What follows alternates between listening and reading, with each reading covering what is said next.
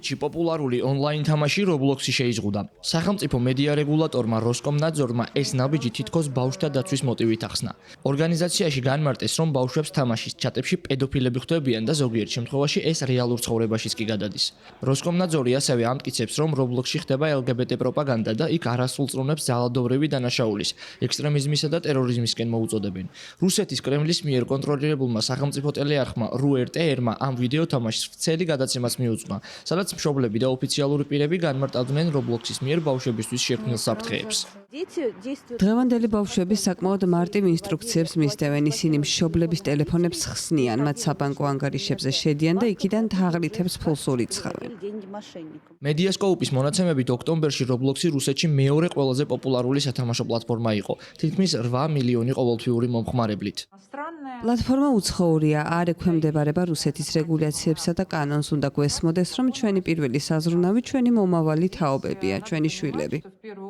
ეს ოფიციალურად, თუმცა არაოფიციალურად ყველაფერი უფრო ნათელია. ანალიტიკოსები ამბობენ, რომ Roblox-ის დაბლოკვის რეალური მიზეზი ისაა, რომ პლატფორმას რუსეთის ხელისუფლება ვერ აკონტროლებს. დიახ, ამ პლატფორმის მეშვეობით ბავშვები მართლაც ურთიერთობენ უცხო ადამიანებთან, რაც ზოგიერთ შემთხვევაში ნეგატიურად აისახება მათზე. თუმცა ეს თითქმის ყველა სოციალური ქსელის უარყოფითი მხარეა. ვინაიდან Roskomnadzor's ამ სერვისზე დამოუკიდებელი კონტროლი არ აქვს, ამ თამაშის ჩატებსა და ზარებზე წვდომა არ აქვს. ფედერალური უსაფრთხოების სამსახურსაც არ აქვს ამ სერვისზე კონტროლი და წვდომა. როგორც ჩანს, თამაშის დეველოპერები 100%-ით არ ასრულებენ Roskomnadzor's მოთხოვნებს ინფორმაციის წაშლის ან მომხმარებელთა მონაცემების მიწოდების შესახებ, რაც პრინციპში მოქმედი რუსული კანონმდებლობის თანახმად საკმარისი საფუძველია, რომ სერვისი მთლიანად დაბლოკონ.